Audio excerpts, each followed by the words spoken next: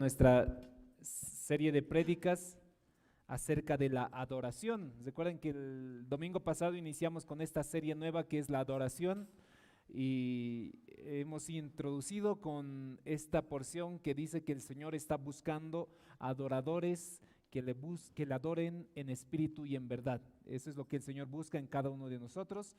Y hoy vamos a continuar con esta enseñanza acerca de la adoración. Yo que antes de iniciar hacerles unas preguntas para meditar y en esta mañana reflexionar. ¿Cuántos creen que que el domingo es el día de adoración al Señor? Ahí es donde nos equivocamos. Primero, está bien, hermana, mi hermano, que tal vez dijiste y estabas a punto de decir amén, que el domingo es el día de adoración del Señor. Es así, el domingo es día de adoración del Señor, pero el lunes también. Y también el martes, y el miércoles, y el jueves, y el viernes, y el sábado, y todos los días son días de adoración al Señor. Solamente que a veces nosotros de manera religiosa creemos que el domingo es el único día de adoración al Señor, porque creemos también que alabar, cantar, himnos, alabanzas al Señor es la única manera como se adora al Señor. Sin embargo, vamos a aprender estos domingos, mi hermano, mi hermana, que no había sido así, que el cantar himnos y alabanzas había sido una manera más de las muchas que existen para adorarle al Señor. El domingo sí es día de adoración al Señor, como toda la semana. El domingo es un día especial porque para nosotros en la Iglesia Nazareno Belén nos permite reunirnos una vez más, congregarnos una vez más, ver a nuestros hermanos, a nuestras hermanas, saludables, contentos, alegres, más gorditos, más flaquitos, con más familia, están ahí con todos sus detalles. Es una alegría vernos los domingos. Por eso dice la palabra de Dios que no es buena costumbre el de dejar de congregarse. Es importante siempre congregarse, y más dice en la palabra del Señor, y más cuando el día del Señor se acerca, exhórtense para seguir congregándose. Si usted, hermano, hermana, se da cuenta que tal vez su hermano, su pariente, su familiar no desea congregarse, exhórtele, dígale, oye, ya viene el día del Señor. Es bueno congregarse porque es un mandamiento del Señor. El domingo es un día de adoración al Señor, como lo es toda la semana. Y otra pregunta, mi hermano, para que reflexiones. ¿Cuántos creen que tienen el derecho de adorarle al Señor? Ahora ya no quieren responder por temor a equivocarse, pero es bueno responder. Incluso en el colegio, si el profesor pregunta algo, anímate a responder. Fallando se aprende mejor. Cuando uno falla, dice, ya no vuelvo a fallar nunca más, a la siguiente voy a acertar. Algunos nos creemos con el derecho de adorarle al Señor, como si fuera que algo que te ganaste, ahora te mereces adorarle al Señor. Y no es así. Cuando nosotros comprendamos la idea central, que nosotros no tenemos ningún derecho de adorar al Señor, tenemos el mandamiento de adorar al Señor, y además de eso, tenemos esa obligación de adorar al Señor, y más allá de eso, para nosotros cristianos se hace un privilegio adorarle al Señor. Las aves de los cielos adoran desde muy temprano. La creación canta su grandeza, la creación le alaba. Dice, la semana pasada leímos en Salmo 150, todo lo que respire, alabe a Jehová. O sea, todos nosotros tenemos ese mandamiento de adorar. Les voy a invitar a que busquen en el libro de Deuteronomio. Hoy vamos a aprender acerca de el derecho de adorar. Así hemos puesto en este día, el sermón del día, tenemos el derecho de adorar. En el libro de Deuteronomio, capítulo 5, versículo 5. La semana pasada vimos cómo Satanás, el diablo, tentaba al Señor acerca de la adoración, y el Señor le responde y le dice, escrito está, al Señor tu Dios adorarás y a Él solo servirás. Esta porción es la que estaba citando el Señor. Deuteronomio capítulo 5, versículo 5. Deuteronomio capítulo 5, versículo 5 dice así: yo estaba entonces entre Jehová y vosotros para declararles la palabra de Jehová, porque vosotros tuvisteis temor del fuego y no subisteis al monte. Y dijo, así dice el Señor, yo soy Jehová que te saqué de la tierra de Egipto, de casa de servidumbre. No tendrás dioses ajenos delante de mí. No harás para ti escultura, ni imagen alguna de cosa de arriba de los cielos, ni abajo en la tierra, ni en las aguas debajo de la tierra. No te inclinarás a ellas, ni las servirás, porque yo soy Jehová tu Dios, fuerte, celoso, que visito la maldad de los padres sobre los hijos hasta la tercera, cuarta generación de los que me aborrecen, y hago misericordia a millares, a los que me aman y guardan mis mandamientos. Dice así: el Señor estableció como mandamiento el adorarle.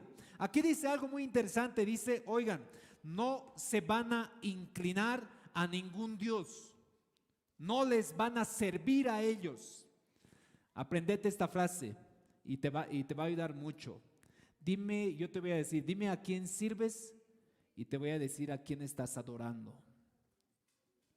Dime a quién sirves tú, yo te voy a decir a quién estás adorando, a quién dedicas tu servicio, a quién estás dedicando actualmente ese tiempo sacrificado que le dedicas desde la mañana, te empieza tu aflicción, tu responsabilidad hasta el anochecer, e incluso no puedes dormir a causa de ese tu servicio.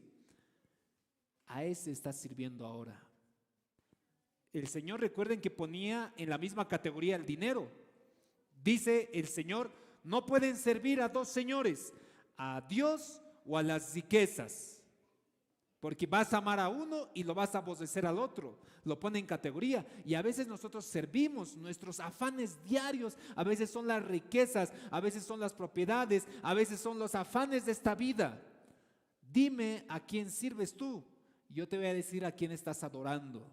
Dice aquí estrictamente como mandamiento: no tendrás dioses ajenos delante de mí, no te vas a hacer ninguna imagen, ni de lo que está en el cielo, ni de lo que está en la tierra, ni lo que está debajo de la tierra, no te vas a inclinar. Recuerden que la palabra que la semana pasada les explicaba acerca de adoración es justamente eso: inclinarse, adorar. El Señor está diciendo, no vas a adorar a otros dioses. ¿Por qué? Porque yo soy un Dios celoso. Uy, ¿cuántos han conocido una persona celosa alguna vez? Que les ha celado a ustedes. Se haya sido su esposo, su esposa, su novio, su novia, su hijo, su hija. Porque los hijos igual son celosos. ¿Cuántos papás dicen amén? Los niños igual a veces son celosos. No le toques a mi mamá. Y yo me encuentro ahora con mi hijo que es celoso. Dice la palabra del Señor que Dios es celoso. ¿Y saben cuán grande es su celo? Que inclusive dice, pasa hasta la tercera y hasta la cuarta generación. ¿Qué significa? Pasa a tus hijos, esa es la primera generación, a tus nietos, segunda generación, a tus bisnietos, tercera generación, a tus tataranietos, esa es la cuarta generación. El Señor, cuando encuentra personas que le adoran en espíritu y en verdad, la bendición llega hasta ahí, hasta tus tataranietos. Miren cómo el Señor cuán amoroso es. Pero dice también, y aquellos que adoran otros dioses, voy a visitar esa maldad a tus hijos, a los hijos de tus hijos, a los hijos de tus nietos, a los nietos de tus hijos, sería la última generación. Los voy a visitar. ¿Saben por qué? ¿Cuál es la lógica de eso? Cuando a ti, papá, mamá, tus hijos ven que eres un varón, una mujer que adora al Señor en todas las maneras posibles, tu hijo está atento y dice, wow, mi papá cómo se quiebra delante del Señor, no en la iglesia, ahí está en su cuarto y le está adorando al Señor. Le está alabando, teme la presencia del Señor, lo adora con cánticos, con alabanzas, con su testimonio, con su predicación, con su servicio, con sus ofrendas. Mi papá y mi mamá es un varón, una mujer que adora al Señor, e inconscientemente ese hijo va aprendiendo, se lo va agarrando eso para su vida. Y cuando ya sea él, tu hijo va a ser papá, mamá, tu hija, tu hijo, va a seguir ese mismo modelo. Por eso el Señor dice, voy a visitar hasta la tercera y hasta la cuarta generación en esa bendición. Pero en este caso, por si acaso, en las Escrituras lo está haciendo de manera preventiva. Le dice, no te inclinarás, ni a ellas les vas a servir. Versículo 9, 5:9, porque yo soy Jehová tu Dios, fuerte, celoso, que visito la maldad de los padres sobre los hijos hasta la tercera y cuarta generación de los que me aborrecen. Entonces, mi hermano, la adoración es un mandamiento del Señor y por ende no es un derecho tuyo. Hoy por hoy se habla mucho acerca de derechos humanos. Tenemos derechos humanos, hasta los presos en las cárceles tienen derechos humanos.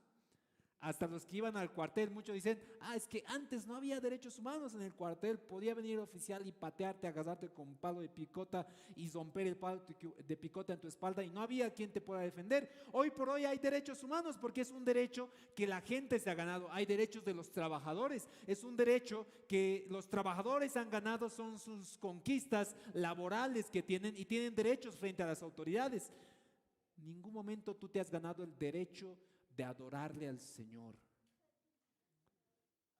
No puedes decir, yo me gané el derecho, pastor, he luchado para adorarle al Señor. No, para nada. El Señor te ordena como parte de su creación que tú le adores. Y si es que no le quieres adorar a otros dioses, quieres adorar al Dios de las riquezas, quieres adorar al Dios de las pasiones, quieres adorar hasta el Dios del trabajo. Mi hermano, mi hermana, el Señor es celoso. Y ten mucho cuidado con eso. Uno cree que hoy por hoy tiene el derecho de adorar al Señor y por ende, como que es tu derecho, lo haces o no lo haces, te es indiferente. Pero cuando comprendas que es un privilegio adorarle al Señor. ¿Sabían? Hay una historia en la Biblia, en el libro de Levítico capítulo 10. A ver, vámonos atrás de Deuteronomio capítulo 10. En donde Dios le quita la vida, así fuerte, ¿no? Le quita la vida a unos varones, Nadab y Abiú, que le adoraron al Señor cuando el Señor no quería. ¿En serio, pastor? Sí. El Señor les quitó la vida porque le adoraron cuando Dios no lo había pedido y de la manera como Él quería.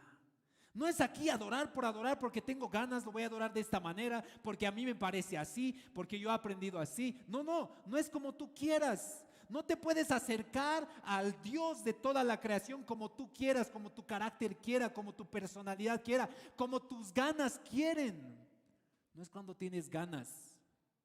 Es una obligación adorar al Señor. Miren esta historia, capítulo 10 de Levítico, versículos 1, 2 y 3. Dice, Nadab y Abiú, hijos de Aarón. Hijos de Aarón. ¿Su papá quién era? Era el sumo sacerdote de Israel, el que estaba llamado para adorar, para presentar el servicio de adoración de la iglesia. Su papá, el que sabía adorar. Sus hijos habían visto, quién sabe, la manera de adorar, pero quién sabe, Aarón no les había explicado bien, o quién sabe, ellos sí sabían, porque eran sus hijos, estaban aprendiendo la manera de adorar, pero en su orgullo ellos han querido adorar de una manera diferente. Miren, hijos de Aarón, tomaron cada uno su incensario y pusieron en ellos fuego, sobre el cual pusieron incienso, y ofrecieron delante de Jehová fuego extraño que Él nunca les mandó. O sea, uno puede decir, pastor, yo puedo adorar a Dios, sí, pero no es como sea, no es como tú quieras, no es como pienses. Por eso dice la Biblia, el Señor busca adoradores que le adoren en espíritu y en verdad. Estos dos varones, hijos de Aarón, dijeron, llevaremos incienso al templo, porque era donde se preparaban las ofrendas, se hacía la adoración principal del pueblo de Israel. Prepararon su incensario, que es una especie de candelabros con cadenas, y con eso querían entrar al lugar santísimo. Con eso han encendido fuego al incienso y querían entrar a adorar al Señor en su ignorancia. Ni ignorantes no pueden adorar al Señor. Y no me refiero a que no sepas leer ni escribir, sino no sepas adorarle al Señor como Él lo merece. Ese es un tipo de ignorancia. Tú puedes aprender a leer, tú puedes aprender a escribir, tener diplomados, títulos, maestrías. Sin embargo, puedes ser un ignorante en la manera como se adora al Señor. ¿Qué pasó con estos dos varones? Y salió fuego delante de Jehová y los quemó y murieron delante de Jehová. Pastor, qué terrible. O sea que el Señor no es que acepta cualquier tipo de adoración. No es que el Señor se va a alegrar cuando tú estás, renuévame, Señor Jesús, ya no quiero ser igual, porque todo no me codes. ¿Crees que el Señor se alegra de ese tipo de adoración? ¿Crees que el Señor, mientras tú estás concentrado en qué vas a comer, qué es lo que está pasando esta semana, y a la vez crees que estás adorando, el Señor dice, wow, qué lindo mi hijo, cómo se concentra? ¿Han sentido alguna vez ese tipo de actitud en alguna persona, que estás hablando con esa persona y de pronto te está, sí, ¿qué más? Ya, ucha, qué grave, y ni te pone atención? ¿Tú te sientes bien? Tratemos de poner una nueva regla en casa. Yo me comprometo también en casa. Esto nos daña la relación, la comunicación familiar mucho. Hay algunas familias que han tomado la decisión de colgar ahí una cajita en la puerta, y cuando llega alguien, porque la mayoría en la casa ya hasta el niño tiene su celular muchas veces, lo dejan, y si es que suena y es algo importante, seguramente les van a llamar. Pero hoy por hoy, mientras están cenando, mientras están comiendo, mientras están durmiendo, cuando están acostados en la cama, el aparatito siempre está ahí presente y nos está afectando. Así que si quieres tomar ese compromiso en tu vida, en tu familia, va a ser una buena decisión, como adorarle al Señor también. No es que el Señor se jacta así como estos dos varones, ya vamos a adorar al Señor. Como sea, tienen sus ganas de adorar al Señor y se presentaron, entraron al lugar santísimo y al Señor le desagradó, dice. ¿Qué pasó? Salió fuego delante de Jehová y los quemó y murieron delante de Jehová. No había sido como sea la adoración, no había sido a tu gusto. Versículo 3 dice, entonces dijo Moisés a Aarón, esto es lo que habló Jehová diciendo, en los que a mí se acercan me santificaré, y en presencia de todo el pueblo seré glorificado. Y Aarón calló. ¿Qué más podía hacer el papá al ver que sus hijos no habían entendido que la adoración al Señor no es como sea? Que Dios busca aquellos adoradores que se acerquen con toda devoción y amor a su Creador. El domingo tú ya tienes que ir mentalizando desde temprano, en el cual tú vas a adorar con toda la congregación, es decir, allá voy a ir a alabarle y adorarle al Señor con esos himnos, esas canciones, esas alabanzas. Voy a adorarle, quién sabe, hasta con mi danza al Señor, y voy a escuchar su palabra. Ya tienes que ir mentalizado desde temprano. Pero si para ti simplemente va a ser una rutina dominical como todos los domingos durante el año, no vaya a ser que el Señor te consuma con fuego, porque el Señor no había sido así nomás un chiste. Es terrible. Horrenda cosa es caer en manos del Dios vivo.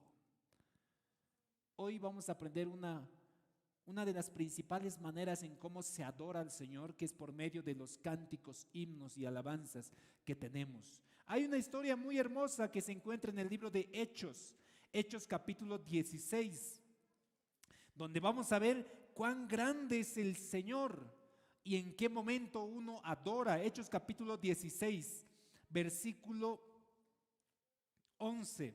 Hechos capítulo 16, versículo 11.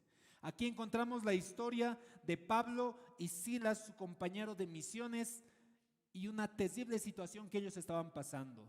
Adorar, mi hermano, a veces implica que a ti te pase cosas malas, implica que a veces tengas que pasar aflicciones. Y a pesar de las aflicciones, la adoración en un verdadero adorador no cambia. Qué hermoso es adorarle cuando todo te va bien, bien en tu trabajo, te aceptaron, te dieron ascenso, bien tu familia, bien tus hijos, te regalaron quién sabe algo hermoso por tu cumpleaños, estás bien feliz. Qué fácil es adorarle ahí, ¿verdad? Pero la adoración, cuando estás en esos momentos, tiene que ser de la misma manera cuando has enfermado, cuando estás en quiebra, cuando no hay trabajo, cuando alguien está enfermo en la familia. La adoración para el Señor debe ser la misma.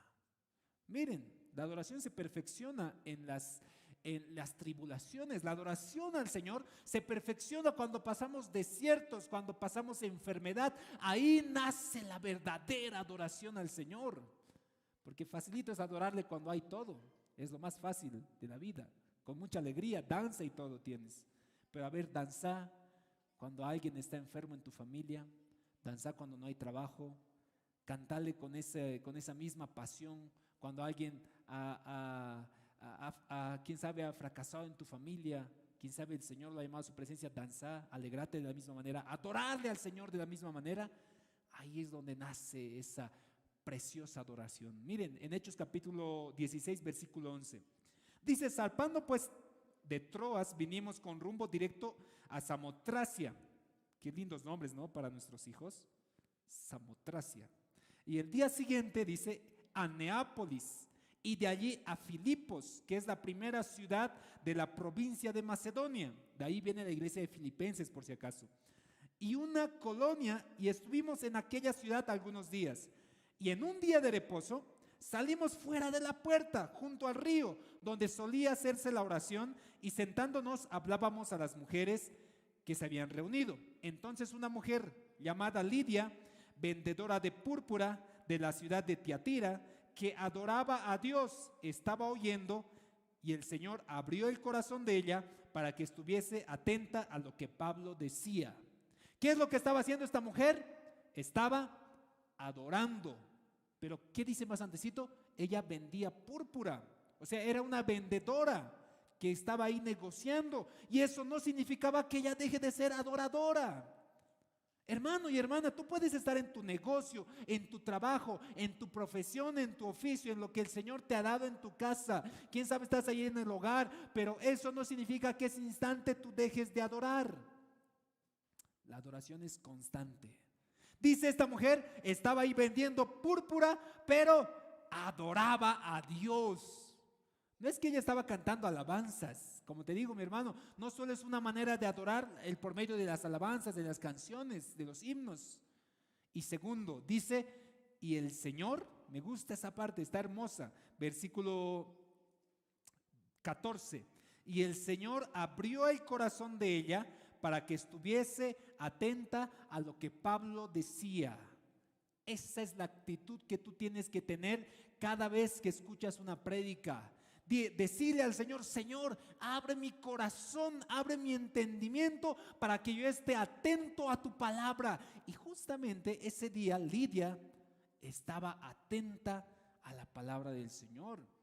Yo entiendo, vamos a ver en alguna ocasión que había también discursos en donde Pedro, Pablo enseñaban que hasta la gente se dormía. Eso es normal porque somos seres humanos, nos cansamos, quién sabe, nos hemos trasnochado. Era normal, pero ahí tú puedes incluso utilizar, no sé, pararte, levantar tu mano, hacer algo para que estés atento a la palabra del Señor. Como Lidia, ella dice, el Señor le abrió su corazón, y ese día pasó algo maravilloso. Dice, y cuando fue bautizada, y su familia nos rogó diciendo: si habéis juzgado que yo sea fiel al Señor, entrad a mi casa, posad, y nos obligó a quedarnos. Testifica Pablo. Versículo 16. Aconteció que mientras íbamos a la oración, nos salió al encuentro una muchacha que tenía un espíritu de adivinación, la cual daba en gran ganancia a sus amos adivinando. Esta, siguiendo a Pablo y a nosotros, daba voces diciendo: estos hombres son siervos del Dios Altísimo, quienes les anuncian el camino de la salvación. Y esto lo hacía por muchos días. Dice, mas desagradando a Pablo, este se volvió y dijo al espíritu: te mando en el nombre de Jesucristo que salgas de ella. Y salió en aquella misma hora. Wow, miren cómo era la presencia del Señor. Entonces, mi hermano, primero, mire, acerca de los demonios, espíritus de adivinación. No es que estos salen con zapatazos o con bibliazos. A veces vemos ese mal aprendizaje. Sal ahora, demonio, ahora te sacan su cinturón, chicotean el piso. Sal ahora. No, Pablo, sencillo. El demonio le estaba molestando a Pablo, porque Pablo pasaba y la mujer decía: ahí están los varones, hijos de Dios Altísimo, ellos les están anunciando el camino de la salvación. Y era incómodo para Pablo. Cada día que pasaban, la señora ahí, estos son varones del Altísimo quienes anuncian el camino de la salvación. Y la gente ya estaba presionándoles ahí a Pablo y a Silas, hasta que Pablo, con autoridad del Señor, le dice al Espíritu, sal de ella. Y salió el demonio. Esa es la autoridad que tiene un hijo, una hija de Dios. La autoridad que tú tienes por ser hijo e hija de Dios. Tienes la autoridad para reprender espíritus, demonios.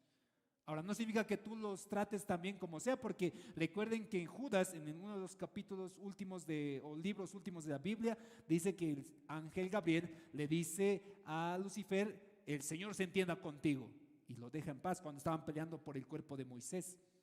Tienen su autoridad evidentemente, pero tú tienes la autoridad que el Señor te ha dado. ¿Qué pasó? Dice la historia, versículo 19, pero viendo sus amos que había salido la esperanza de su ganancia, prendieron a Pablo y a Silas y los trajeron al foro ante las autoridades, y presentándonos a los magistrados, dijeron, estos hombres siendo judíos alborotan nuestra ciudad, enseñan costumbres que no es lícito recibir ni hacer, pues somos romanos. Y se agolpó el pueblo contra ellos, y los magistrados, rasgándoles las ropas, estaban semidesnudos ya, ordenándoles azotarles con varas. Después de haberlos azotado mucho, mi hermana, mi hermano, los echaron a la cárcel, mandando al carcelero que los guardase con seguridad, el cual, recibido este mandato, los metió en el calabozo de más adentro, y les aseguró los pies en el cepo. ¿Sabes cuál es lo interesante de esta historia? Es que Pablo y Silas estaban cumpliendo la tarea y el mandato del Señor. Estaban predicando en Macedonia, en Filipos, donde se va a formar una gran iglesia. Estaban predicando el evangelio, eran verdaderos adoradores del Señor. Y el ser adorador no implica que en tu vida no vengan desgracias, no implica que en tu vida no vengan enfermedades, no implica que no vengan quiebras, que vengan problemas. ¿Qué pasó con ellos? Se prendieron al demonio, la gente no le gustó ese tipo de adoración. ¿Y qué pasó? Les rasgaron las vestiduras, les dejaron sin ropa, sin atuendos, y les agarraron con vara. Aquellos que han sentido el quinzacharani, esos son chiquilladas con lo que le pasó a Pablo. Es un palo, lo golpearon, dice mucho. No bastándose eso, los metieron a la cárcel. No bastándose eso, los metieron a lo más profundo de la cárcel. Les dije, mis hermanos, hoy por hoy las cárceles, por los derechos humanos que tienen que tener buenas habitaciones, entre comillas. Tienen que tener dignidad humana. En el tiempo de Pablo no había derechos humanos. Las cárceles eran en las partes más profundas de las ciudades, donde pasaban las alcantarillas normalmente, si es que tenía alcantarillas. Una cárcel no tenía un servicio público, no es que tenía ahí su inodoro, ahí mismo tenían que estar haciendo los presos todas sus necesidades, olor fétido, nauseabundo, y Pablo estaba en lo más profundo, después de haber sido golpeado, azotado, maltratado. Quién sabe, ya estaba semimuerto, y dijeron, oye, parece que va a morir, métanlo a la cárcel. No, ni siquiera ahí al espacio donde estaba la gente enriquecida, los políticos que estaban siendo presos. No, estaba en lo más profundo. Pablo y Silas, después de predicar, después de adorarle al Señor. ¿Qué puedes hacer tú en esas circunstancias? Y para llovido mojado, estaban en un cepo.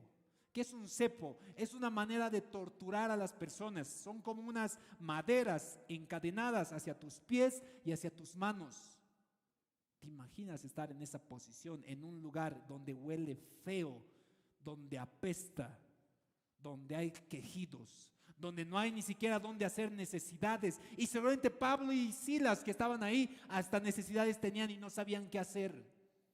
Estaban terribles. ¿Qué es lo que he hecho? Cuando tú te crees con el derecho de adorarle al Señor, seguramente te vas a hacer ese tipo de preguntas.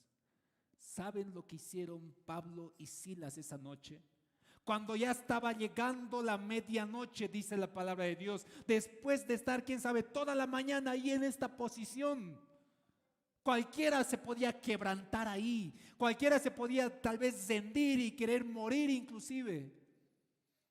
cuando vienen los peores momentos en tu vida, recordate de esta palabra: adórale a tu Señor.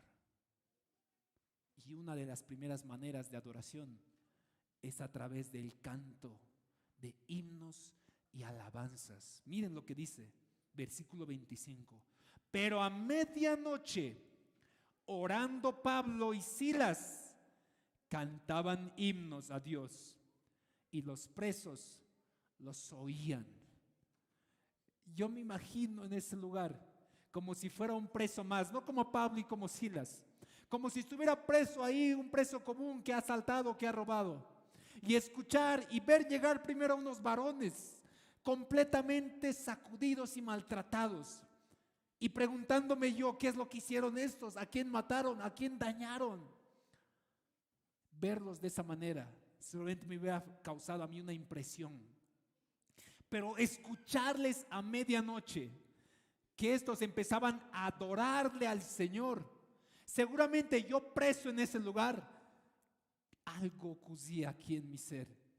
Cuando tú ves adorar a alguien, pese a sus problemas, pese a lo que pasa en su vida, algo pasa con la persona que te ve adorar. Por eso yo te animo, mi hermana, adórale al Señor desde tu juventud, adórale al Señor pese a cualquier circunstancia en tu vida, cántale himnos y alabanzas, alégrate en tu Señor, que Él lo tiene bajo control todo. Miren lo que pasó y qué causó la alabanza y la adoración en ese día. Entonces sobrevino de repente un gran terremoto, de tal manera que los cimientos de la cárcel se sacudían, y al instante se abrieron todas las puertas y las cadenas de todos se soltaron. Despertando el carcelero, viendo abiertas las puertas de la cárcel, sacó la espada y se iba a matar, pensando que los presos habían huido. Mas Pablo clamó a gran voz diciendo: no te hagas ningún mal, pues todos estamos aquí. Él entonces, pidiendo la luz, se precipitó adentro y temblando se postró a los pies de Pablo y Silas. ¿Se recuerdan cuál es la definición de adoración? Es postrarse.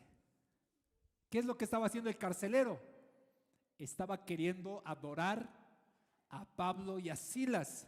En teoría los estaba adorando. Pero ¿saben cuál es la reacción de Pablo y Silas? Miren, versículo 29, entonces pidiendo luz se precipitó adentro, temblando se postró a los pies de Pablo y Silas, sacándolos les dijo: señores, ¿qué debo hacer para ser salvo? Ellos dijeron: ¿a quién se adora? Cree en el Señor Jesucristo y serás salvo tú y tu casa. La adoración produce evangelismo. La adoración es una manera de predicar. Cuando la gente te ve a ti adorar, mi hermano, cuando la gente te ve adorar cuando estás enfermo, cuando la gente te ve adorar cuando no hay dinero, cuando la gente te ve adorar cuando hay problemas, es una manera como tú predicas de Cristo, porque ven la confianza de ti en su Señor. Tú no tienes el derecho de adorar, hermano y hermana. En ningún momento te has ganado ese derecho. Tú tienes la obligación de adorarle al Señor.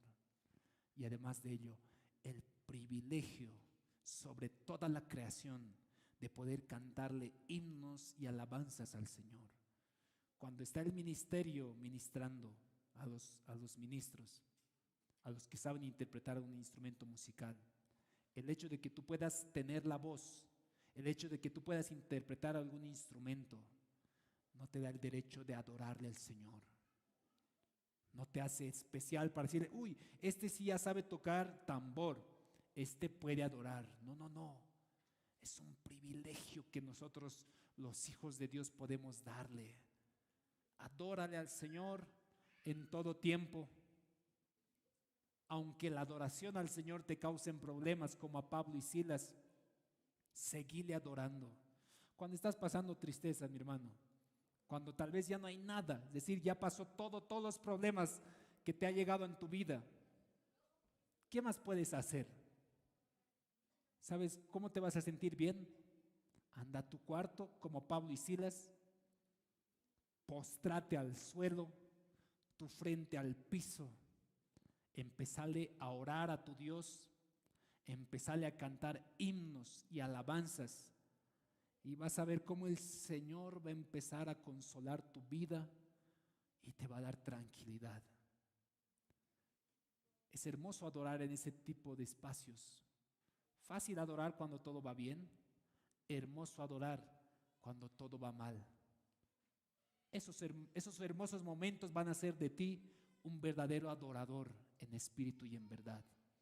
Canta himnos, cantas alabanzas. Cuando vengas aquí a la iglesia, estás viniendo a eso, mi hermano. Olvídate un instante de tu celular, olvídate un instante de los afanes que tienes en tu trabajo, en tu negocio, que es un tiempo para adorarle al Señor. ¿Cuántos quieren adorar en este momento al Señor? Vamos a ponernos de pie. Si el ministerio igual puede acompañarnos, voy a invitarles, por favor.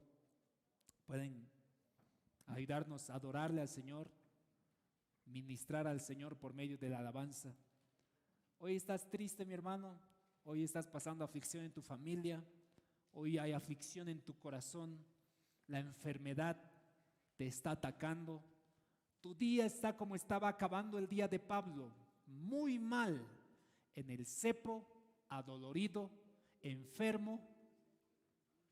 ¿Qué tal si ya llegando a la medianoche en este momento tú puedes acercarte al Señor, orándole y diciéndole: Señor, no sé qué está pasando, pero yo sé que tú lo tienes bajo control todo.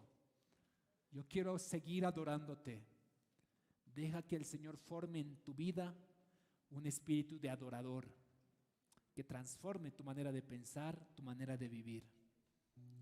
Y además de ello, cumple el mandato de adorar a tu Dios. Que tus hijos vean cómo tú adoras. Que tus hijos vean cómo tú estás adorando a tu Padre pese a toda adversidad. Y que encuentren en esa adoración también ese consuelo. Joven señorita, adórale a tu Creador desde tu juventud. Que el Señor está buscando ese tipo de adoradores. Vamos a adorar en este momento, mi hermano, mi hermana. Gracias, Padre, te doy.